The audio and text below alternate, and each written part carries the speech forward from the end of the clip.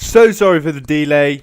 We had a bit of, I don't want to say technical issues because they weren't entirely technical, but in the sense that some people might have technical issues with with arriving on time, they can be considered technical. Yeah, sorry for the long introduction. I'm Sparkle Motion, and this is the second week of the NSE League Spring Split. We're starting off with actually quite an interesting match. It's between Dwayne Johnson's and Extreme Cheese, Team Extreme Cheese, and now Dwayne Johnson is a team we know from last split, and they finished second. They only lost twice to Olaf's Knights, well, more if you count the best of threes, but in the regular split, so before the playoffs, they only lost twice and won against all the other teams. But Extreme Cheese has shown to be quite a hefty force to reckon with. So,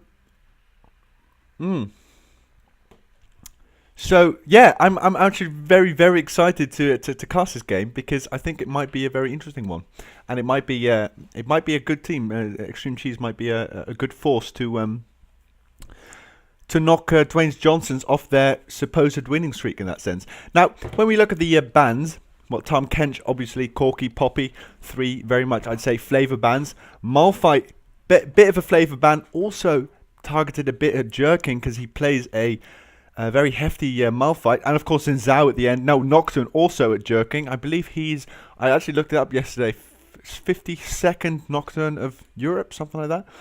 But Xin Zhao, obviously, because of the patch, he's quite strong right now. Already saw this great Reddit thread about this tinfoil hat theory, they called it, about Kog'Maw and Xin Zhao being buffed this patch, so Riot can nerf Guinsoo's next patch. But Xin Zhao obviously very strong right now, so fair ban.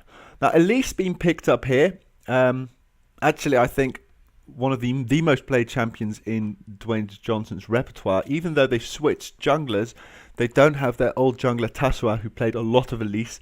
But I presume Jerking is going to be playing him in the jungle because he jungled last game. And yeah, very used to these single target CC comps with Morgana Thresh and someone like Elise. So we're going to see how that works out for them. And then at the other side, we do have Lissandra and Master Q. I said Master Q, of course, I mean Lee Sin.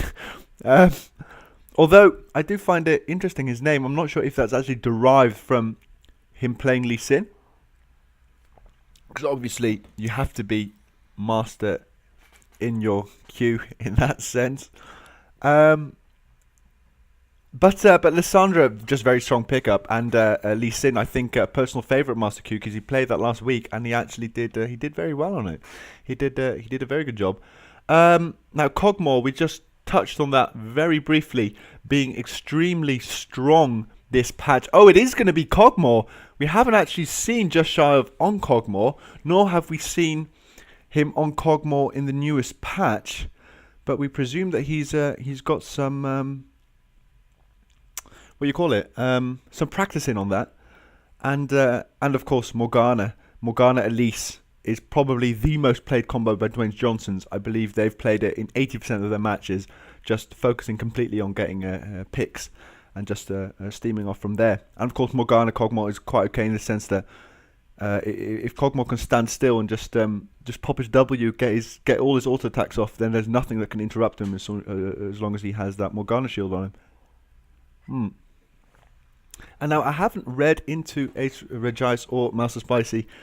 I'm not quite sure what they used to play, but that's of course something that I'm going to learn over this split. Oh, Caitlyn locked in there. That's going to be a Penta Smite team, I think. That's obviously something that does happen a lot. No, it doesn't at all. I'm not even sure. Sorry, Phil. I just popped a peanut in my mouth. So sorry. I'm not really sure what to think or how to engage with these like supposed troll things. You know, whenever someone hovers over Teemo and like locks something in at the last second, Not sure. Should I engage with it? Should I not? It's always interesting. Oh, Lulu would be a very interesting pick, because then they're going for that complete protect the cog. Lux also fits in there quite okay because it is single target to Z, in the sense that they would have 3 supposed picks there. But then I do think that this might not work. First of all, because they have a lot of magic damage. I do think Kog'Maw is going to do a lot of... I presume he does a lot of magic damage as soon as he builds Gwinsu's. So we might see a Galio. Although I'm not even sure if that's really a real thing. I've seen Acer just joke about it, about picking Galio, but I've no clue if that's even a real thing or just like a meme they've come up with.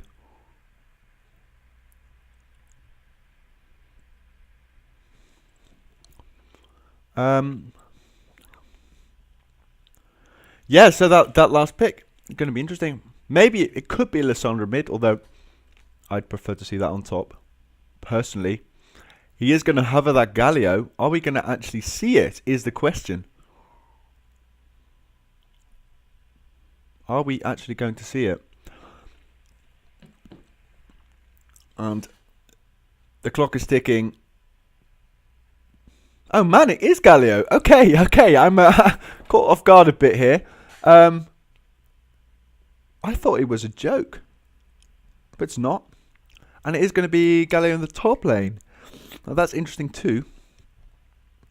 Wow. Yeah, for those who don't know, we will go into 3 minutes delay after this countdown is done. So I have a good 3.5 minutes right now to talk about, yeah, basically the team comps. So first of all, let's go to Dwayne Johnson's. Well, obviously Elise Morgana. We've seen that a lot. We've seen slow on Victor. He's pretty good on Victor. But overall, I'm not sure what Kog'Maw is doing in that comp. Because, as we all know, Kog'Maw is one of those hyper carries in the sense that you just want to protect him, make sure he dishes out as much damage as you can. But I'm not sure how having a pick comp with Elise Morgana, at least the way Dwayne's play it, how an AD carry, an immobile AD carry like Cog is gonna help in that. Although you can see, of course, if you get a good pick, you might be able to get three Cog ults and maybe a W. Is that his E? Anyway, yeah, the a couple of ults over on that target potentially. But we saw last week Dwayne's played a LeBlanc in the mid lane, and then what you just get is you get one pick with Elise or Morgana anywhere on the map, and LeBlanc is basically 2 distortions away from the target. So if you get 2-3 kills on LeBlanc, then you can just keep that comp rolling, get 2 or 3 get one pick, snowball it into 2 or 3, and then just take an objective. So in that sense, I'm not sure what they were particularly aiming at.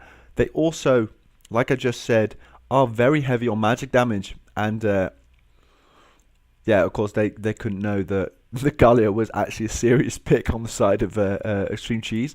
So we're going to see how well that Galio does. And then on the other side, I do like I'd say I like the combination Galio Lissandra, because you can of course catch. I am totally flustered for words right now. You can you can catch a couple of people, do some AoE, especially of course the AoE CC of Lissandra's W. You can synergize very well with the Galio ultimate, and then you just have, I don't know, for whatever reason you can have a 4-man knock-up, and then Lissandra into that, and then Galio over that, and then Sin is there, Masaku's just there to put early game pressure, and Spicy's hitting in the back. But I'd say both teams are kind of focusing on this combination of 2 to 3 champions, and not necessarily on an entire comp, like an entire poke comp or whatever, or a pick comp. So they both have are a tad balanced in that sense.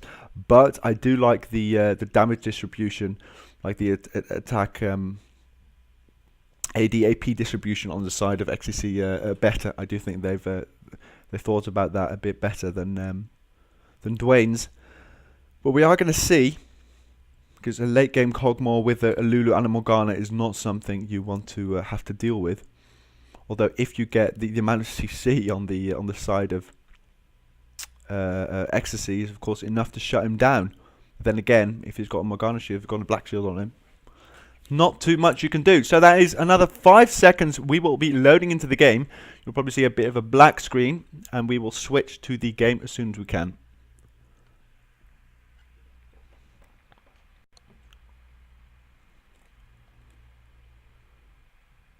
And let's see. Switch as soon as we can.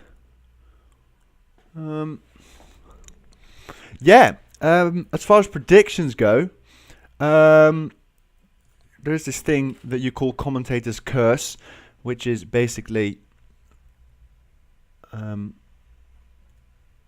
there we go, making a prediction and then of course the complete opposite happening. But I'd say from team comp wise, I would consider XTC, so what they call Extreme Cheese, to be better.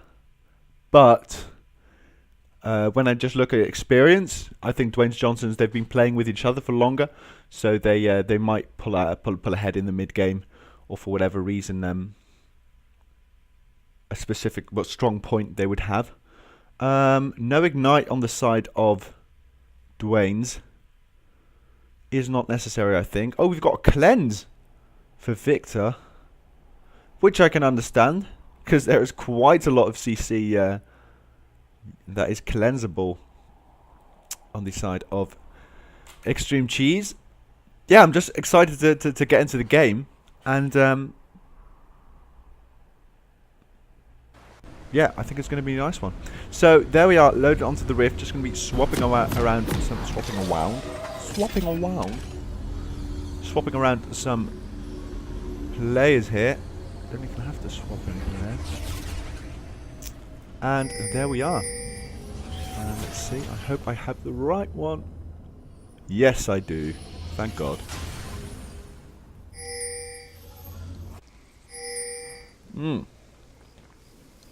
Okie dokie. So we see a fan on both sides. I don't think we will see any invades. Both playing it very passively in that sense. Although we might see a just a blue buff from Master Q, and then an invade at blue, because I do think he did that at least once last week. He might do it again, but then of course he started on blue side, so he could do red first. But it seems like they are going to be going for Gromp, and that just means he will play a regular start and not the aggressor start that we saw last week, which I must say I'm a fan of. I do like, we see a lot of teams just playing very easy, just taking it very slowly. I like it when they try and spice it up and just set the tempo for the game immediately, because then you can really you can pull the game towards you very early on by just basically showing that you want to play by your rules. Okie doke. Basic starts for both teams. And thinking, what is the matchup I'm looking forward to most?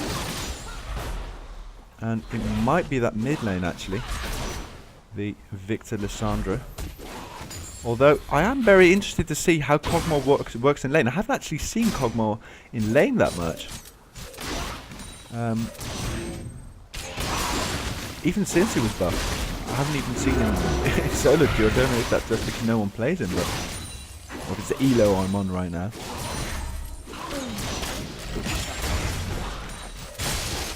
And a pause! Super!